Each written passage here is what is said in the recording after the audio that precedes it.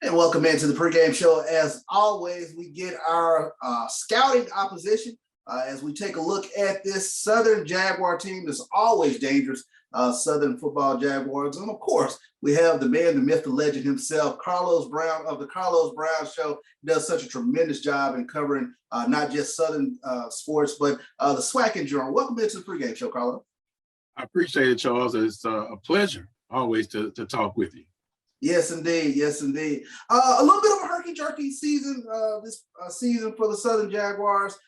Reading it even today, win one, lose one. It's been a little bit of an up and down season, but from your perspective, what have you seen from this Southern Jaguar team?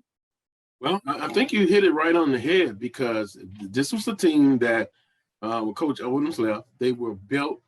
They had everything in place for a championship run. So I simply say they've underachieved. And look, injuries, but every team in the conference has had to deal with injuries at some point. But you said it, up and down,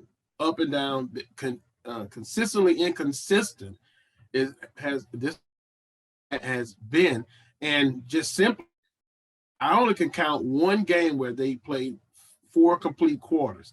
That was against the University of Arkansas, Pine Bluff. So high expectations, they have not been met. But this Southern and Jackson State game, look, throw records out. It's a tremendous rivalry, and it should be a well of a contest between Southern and Jackson State. Yeah, I always say with Southern Jackson State, you just throw those records right out the window. Jackson State has not beaten this team since 2013. Southern has had their number for quite some time. But you take a look at the rivalry itself. Both teams are going to be primed and ready, if you will.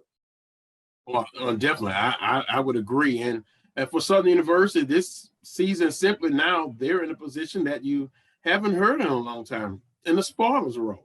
And this could make their season literally up to this point if they're able to be successful tonight. But when you look at Southern and Jackson State, I was hoping you wouldn't mention that winning streak, and I really think it's in jeopardy tonight because Jackson State has played very well. They've been consistent. I'm sure they have some things that they want to work on or they have to work on, but boy, offensive line versus Jackson State defensive line, that is the number one battle that we should all be watching. And that actually was my next question, Carlos. When you take a look at it, the keys to the game for the Southern Jaguar team to get this win over Jackson State. Well, no doubt about it. Southern University, top rushing team in the conference. They've been that way for the last couple of years. And what they would like to do is continue to run the football and get ahead.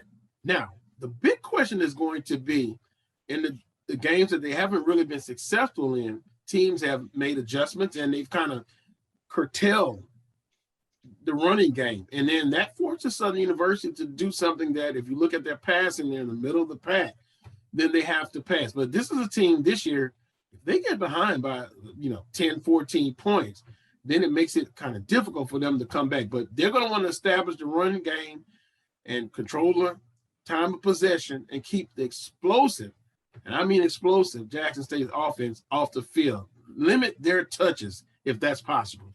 Sure thing. I mean, when you take a look at it, and you mentioned this Southern, the top rushing offense in the Southwestern Athletic Conference, Jackson State, they're limiting their opponents to 13.9 points per game. But when you talk about this defensive line, it's about flying after the quarterback, and they can make Southern, one-dimensional. They can stop the run. It sort of plays into Jackson State's hands.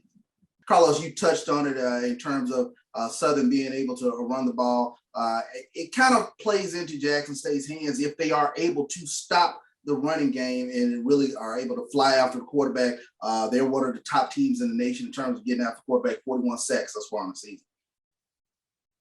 That's going to be key because if Southern is not able to run the football like they're accustomed to, and then what I've seen, if they're getting to 3rd and longs, 3rd and 7, 3rd and 8, 3rd and 9, then their chance of being successful staying on the field, it's not been there. So if they're able to run the football and keep Jackson State's explosive offense off of the field, then that will help Southern University. But once again, that's going to be the true test.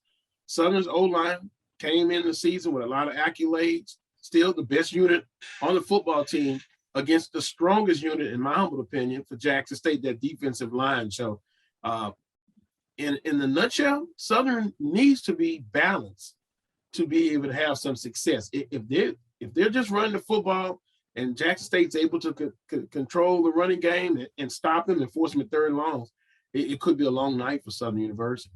No doubt about it. I always say the trip to Baton Rouge, A.W. Mumford, it's one of the best college football environments in all of college football. I always enjoy myself coming down to Mumford. You guys really have it down in terms of how to make the visiting team feel like a visiting team. So kudos in that regard.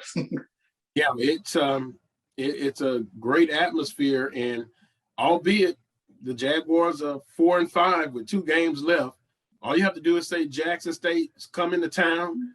It is going to be a festive crowd.